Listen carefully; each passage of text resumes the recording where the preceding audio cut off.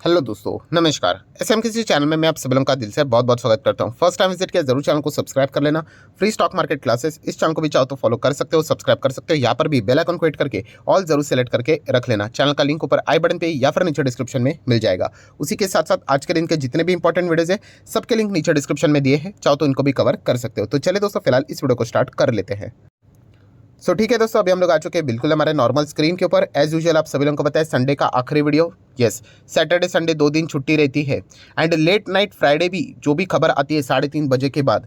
कौन कौन से ऐसे शेयर्स है जिसके चलते कल मंडे के दिन आप उनके ऊपर फोकस रख सकते हो, वो मैं आपके सामने रखने वाला हूँ। हमेशा की तरह क्लियर कट डिस्क्लेमर है दोस्तों, कोई इंट्राडे कॉल नहीं है। बाय करो, सेल करो, एग्जिट करो, होल्ड करो, ये कंप्लीट आपके ऊपर यहाँ पे ये डिसीजन में छोड़ने वाला हूँ। तो चलिए आ जाते कौन कौन सी इंपॉर्टेंट खबरें हैं जो कि स्टॉक आप अपने रडार के ऊपर स्टडी पर्पस के लिए रख सकते हो, वो कवर कर लेते हैं। सबसे पहले फोकस रहने वाले पेटीएम की ओर। अभी पेटीएम के ऊपर फोकस क्यों रखने वाले हैं? क्योंकि ऑब्वियसली कोई खबर रहेगी, पॉजिटिव हो सकती है, नेगेटिव हो सकती है।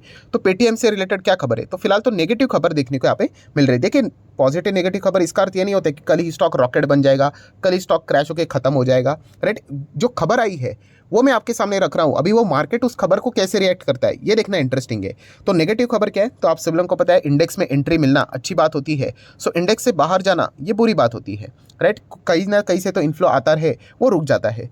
निफ्टी नेक्स्ट 50 की अगर हम लोग बात करें, उसमें से पेटीएम अभी हम लोग को बाहर होते हुए देखने को यहाँ पे मिल रहा है। प्लस उसी के साथ साथ आरबीआई के जो ऑनलाइन पेमेंट्स वाले जो चीज़ें यहाँ पे रहती है उसमें भी बहुत सारी स्ट्रिक्टनेस हम लोग को देखने को मिल रही है। उसमें भी पेटीएम अभी फिलहाल हम लोग को कमज़ोर होते हुए देखने को यहाँ पे मिल रहा है। तो ज़रूर आप चाहो तो पेटीएम को स्टडी पर्पस के लिए रडार के ऊपर रख सकते हो। देन दोस्तों बात करेंगे जीलर्न। वैसे तो ये कंपनी खत्म हो चुकी है, मैं ऑलरेडी आप लोगों को मल्टीपल टाइम्स यहाँ पे बोल चुका हूँ। सिर्फ इस कंपनी में कौन रहता है, शेयर होल्डिंग पैटर्न आप देख सकते हैं। यस, बिल्कुल यहाँ पे हम कह सकते हैं पब्लिक मतलब रिटेल इन्वेस्टर। 19% पहले रिटेल इन्वेस्टर थे, आज वो 73% यहाँ पे हो चुके हैं। तो डेफिनेटली वो इस कंपनी के बारे में कभी भी बुरा सुनना पसंद नहीं करते, क्योंकि ज़्यादा से भीड़ यही देखने को मिल रही है। अगर आप चेक करोगे, प्रमोटर पहले खुद 57% थे, वही यहाँ पे निकल चुके हैं। एंड ये भी अगर आप चेक करोगे, मुझे तो ऐसा लगता है कि शेयर्स गिरवी होंगे, इसीलिए वो प्रमोटर होल्डिंग देखने को मिल रहा है, वरना प्रमोटर पहले ही निकल जाते। एनीवेज, तो इस कंपनी के लिए बुरी खबर मैं ऑलरेडी आप लोगों को बता चुका था। कौन सी खबर? कि येस बैंक ने इनको लोन दिया था एंड ये लोन रिपे नहीं कर रहे थे येस बैंक को। तो येस बैंक ने बोला भाई इनको बंद कर दो करके, इंसॉल्वेंट यहाँ पे घोषित करके जितना हो सके बेच दो और जितना हमें मिलता है पैसा हम लोग लेकर चले जाते हैं। जैसे ही ये एनसीएलटी, आपको पता है कंपनी के जो कोर्ट्स रहते हैं, राइट, जो सुनवाई होती है वो एनसीएलटी में होती है। वहाँ पे देखा गया तो इनके खिलाफ हम लोग को खबर देखने को मिली। बट इसके ऊपर का एक कोर्ट होता है एनसीएलएटी, अपीलेट ट्रिब्यूनल, राइट। तो उन्होंने फिलहाल तो एनसीएलटी का जो ऑर्डर था उसको यहाँ पे होल्ड कर दिया है। तो डेफिनेटली इनके लिए अच्छी खबर है। अभी अगेन अच्छी खबर है, तो एक इन्वेस्टर क्या करेगा? क्या इसमें पैसा लगाएगा? बिल्कुल भी नहीं। हाँ, बट जो एक गैम्बलर रहता है वो क्या बोलेगा? अरे अच्छी खबर है सर बोल रहे हैं, कल ही जाके खरीद लेता हूँ। अरे ऐसे बेवकूफ़ी नहीं करनी है। आपको समझ में आना चाहिए कि कौन सी चीज़ सही है, कौन सी गलत है। बट ये सारी चीज़ों का नॉलेज होना चाहिए, इसलिए इन सारी चीज़ों को मैं कवर करता हूँ। ये हम लोग को छुट्टी के दरमियान ये खबर देखने को यहाँ पे मिली थी। अपर सर्किट लगे, कुछ भी हो जाए, यहाँ पे बिल्कुल भी जाना नहीं है एज ए इन्वेस्टर। ये मैं आपको पहले वार्न करके यहाँ पे रख चुका हूँ, बाकी आपकी मर्जी। नेक्स्ट हम लोग बात करेंगे दोस्तों, आपको पता ही है एयर इंडिया ने 470 विमानों की अभी डील की। एंड जैसे मैंने आप लोगों को बताया था कि एयर इंडिया ने इतना बड़ा अभी ये डील यहाँ पे किया है, इसके चलते क्या होने वाला है, जो इनके कॉम्पिटिटर है इनकी हालत यहाँ पे ख़राब हो सकती है। क्योंकि अगर उन्होंने कुछ नहीं किया तो उनका मार्केट शेयर चला गया। और सबको आपको पता ही है कि इंडिया में नंबर 1 एयरलाइन कौन सी है मार्केट शेयर के हिसाब से, जिसका market share near by airline sector में 56% है, जिसका नाम है इंटरग्लोब एविएशन। दोस्तों फाइनली इंडिगो की ओर से भी खबर यहाँ पे सामने आती हुई देखने को मिल रही है कि 500 एयरबस हम लोग को यहाँ पे ऑलरेडी इससे रिलेटेड ऑर्डर्स देखने को मिले। टर्किश एयरलाइंस के साथ इनकी हम लोग को डील होते हुए देखने को यहाँ पे मिल चुकी है। डेफिनेटली हम यहाँ पे कह सकते हैं ये एयर इंडिया को पूरी तरीके से टक्कर देने की कोशिश करेंगे एंड अपने जो मार्केट शेयर है 50% से भी ज़्यादा उसको मेंटेन करने की कोशिश करेंगे। इतना ईजी नहीं है एयर इंडिया, क्योंकि अभी आपको पता है टाटा ग्रुप ने यहाँ पे एयर इंडिया को यहाँ पे खरीद लिया है। एंड इसी के चलते हम लोग कह सकते हैं कि बाकी एयरलाइंस की हालत हम लोग को बहुत ही खराब होती हुई देखने को यहाँ पे मिलने वाली है। ये भी एक पॉजिटिव खबर है इंडिगो के हिसाब से। जरूर आप चाहो तो इसको भी फोकस में रख सकते हो। देन बात करेंगे दोस्तों Hindustan Unilever, one of my favourite stock for the PT purpose, positional trade purpose. आपको पता है ये कंपनी कोई खत्म होने वाली है नहीं। साल भर में कभी भी गिरावट हो जाती है तो एक छोटा सा अमाउंट लगा देता हूँ एंड कभी ना कभी यहाँ पे 12.5% का रिटर्न बन जाता है। आप अगर 1 साल का भी डेटा देखोगे, ये देखिए इस प्रकार से स्टॉक चलता है, 5 साल में भी ऊपर जाता है, क्योंकि डबल रिटर्न से दे ही देता है। ब्लू चिप जैसा टारगेट होता है कि 5 साल में पैसा आपका डबल हो जाएगा, तो वो फुलफिल कर लेता है। एनीवेज, एक्चुअल से रिलेटेड खबर क्या है तो एचयूएल ने उनके कुछ ब्रांड्स है, आप सभी लोगों को पता है कौन से ब्रांड, तो एक है कैप्टन कुक एंड एक है अन्नपूर्णा, आपने सुना होगा। यस, तो उन्होंने यहाँ पे इस चीज़ों को यहाँ पे बेच दिया कितने में, लगभग 60.4 करोड़ में। सो ये आटा एंड सॉल्ट से रिलेटेड उनका जो मार्केट में यहाँ पे एचयूएल का प्रेजेंस देखने को मिल रहा था, वो वहाँ से अभी एग्जिट होते हुए देखने को मिले। किसको बेचा है, ये सिंगापुर के ओर से जो कंपनी देखने को मिल जाती है उनको इन्होंने फिलहाल तो ये ब्रांड बेचा है। अब ये ब्रांड बेचने के बाद एचयूएल के शेयर्स में क्या इंपैक्ट पड़ता है, ये देखना थोड़ा सा इंटरेस्टिंग फैक्टर यहाँ पे रहने वाला है। नेक्स्ट अगर हम लोग बात करेंगे दोस्तों वोडाफोन आइडिया, सो वोडाफोन आइडिया के दिन तो हम लोगों को पता ही है खराब है। हाँ चलिए, इतने खराब दिन में एक अच्छी खबर जरूर देखने को मिली, कौन सी वाली, यस, कि सरकार ने अपना जो कर्जा था डेप्ट को इक्विटी में तब्दील यहाँ पे कर दिया, तो जो कि वोडाफोन आइडिया के लिए सबसे इंपॉर्टेंट चीज थी। अब ये फंड ला पाते हैं कि नहीं, फंड रेजिंग होती है कि नहीं, उसके बिना तो इसका कंटिन्यूएशन तो पॉसिबल तो है नहीं, पगार कहाँ से देंगे लोगों को, पैसा तो चाहिए। सो वोडाफोन आइडिया की अगर हम लोग बात करें, दिक्कतें बहुत बड़ी है इनके सामने। फंड रेज अगर नहीं होता है तो धीमे धीमे करके कंपनी खत्म ही हो जाएगी।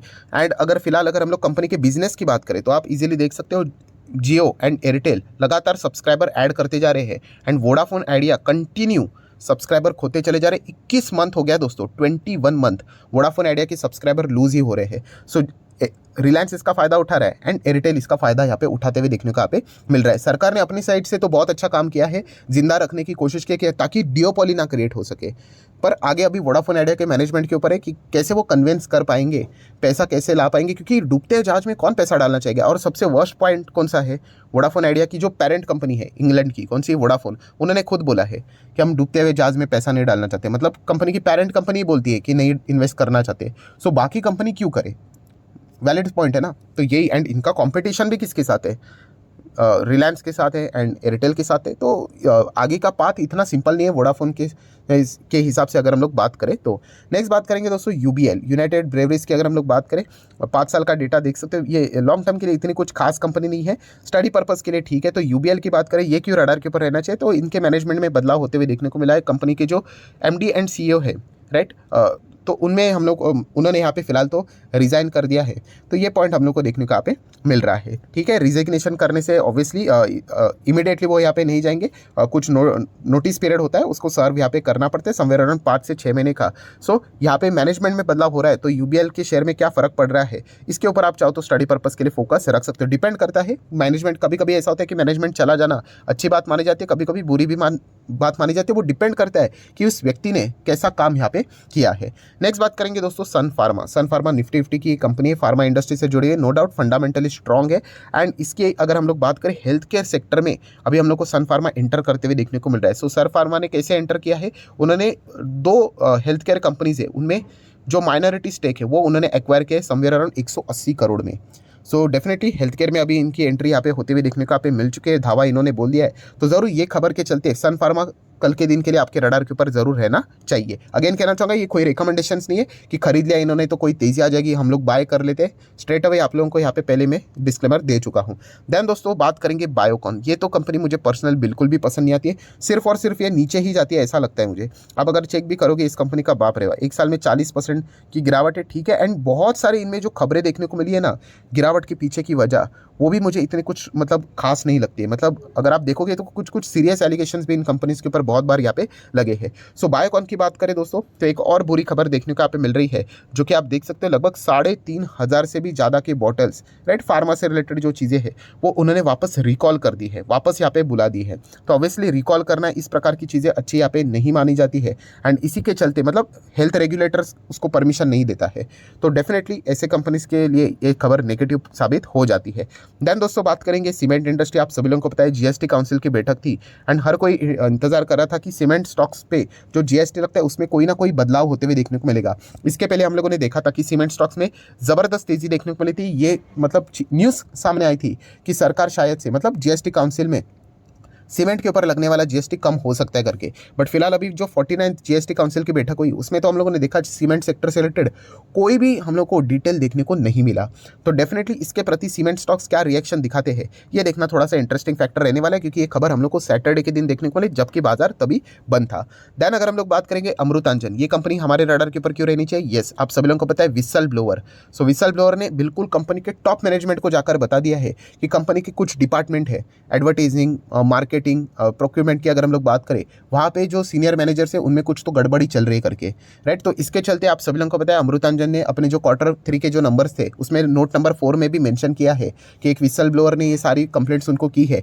एंड ये सच है या झूठ है, इस चीज़ के लिए फॉरेंसिक ऑडिट का रिक्वायरमेंट है, तो डिलॉयट को ऑलरेडी ऑर्डर्स उन्होंने दे दिया है। अभी डिलॉयट इसके रिलेटेड फॉरेंसिक ऑडिट करेगा एंड क्या न्यूज़ आउटकम सामने निकल कर आता है वो देखना पड़ने वाला है। अब क्या कोई गड़बड़ी है, कोई फ्रॉड है, अगर नहीं है तो मामला वहीं पे खत्म, स्टॉक में गजब की तेजी आ जाएगी। एंड अगर इस सवाल का जवाब है हाँ करके, क्योंकि कुछ गड़बड़ी करके, तो देखना पड़ेगा कि इसमें कौन इन्वॉल्व है, कब से इन्वॉल्व था एंड कितने साइज का है फ्रॉड है, एंड मतलब एम्प्लॉय लेवल फ्रॉड है या फिर मैनेजमेंट लेवल फ्रॉड है, ये देखना पड़ेगा। एंड ओवरऑल इसका इम्पैक्ट शेयर प्राइस के ऊपर एंड उसी के साथ साथ कंपनी के ऊपर कितना पड़ रहा है, ये मतलब कैलकुलेट करना पड़ेगा। तो ये डिलॉयट के ऊपर हर किसी का फोकस रहेगा, वो इन्वेस्टिगेशन कर रहे हैं, देख लेते हैं उनके इन्वेस्टिगेशन का आउटकम क्या निकल कर आता है। देन डिफेंस स्टॉक आपके रडार के तो ऊपर रहना ही चाहिए। सरकार ने तो आप सभी लोगों को पता है डिफेंस के सेक्टर की तो बल्ले बल्ले कर दिए, बहुत ही गजब का डिसीजन सरकार ने यहाँ पे लिया है कि आत्मनिर्भर भारत, डिफेंस सेक्टर में तो आत्मनिर्भर बनना ही चाहिए, दूसरों के ऊपर हम लोग निर्भर नहीं रह सकते।